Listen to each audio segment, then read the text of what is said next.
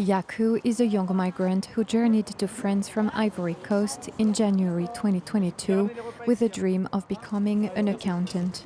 At first, I didn't know where to go.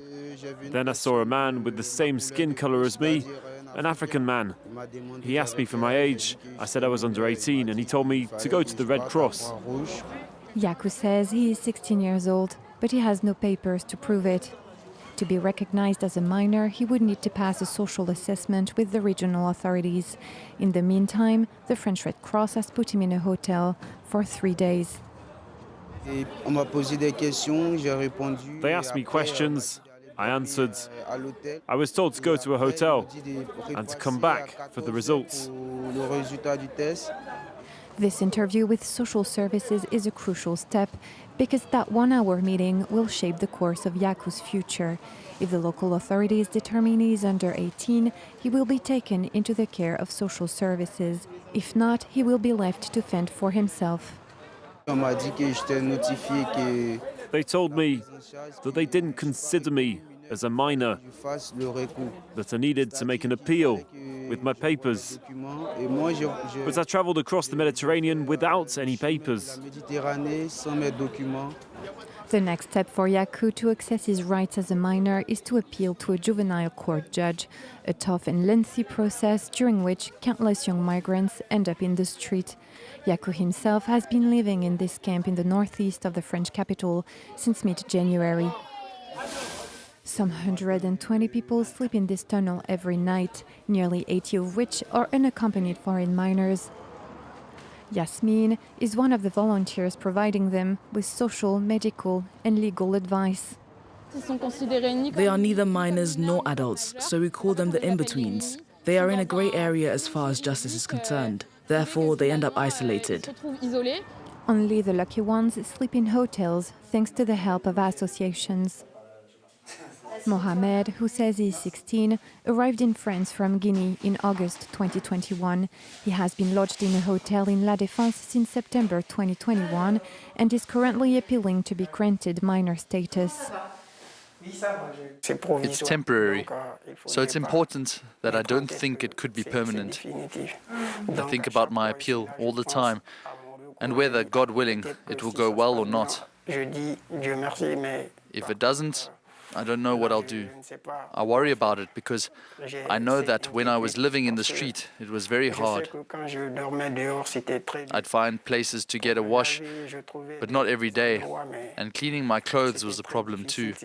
Fortunately, I'm feeling a bit better now that I'm over there.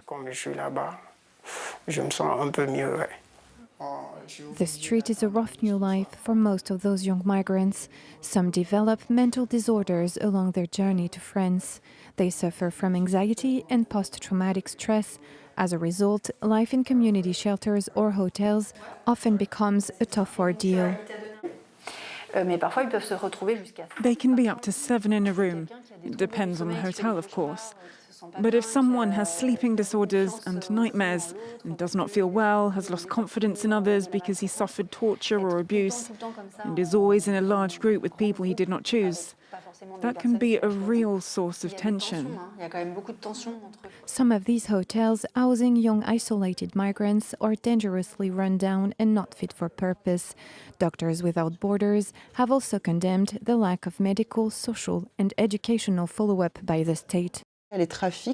Trafficking happens close to hotels. We're talking about a young man who has no prospects because he was put in a hotel.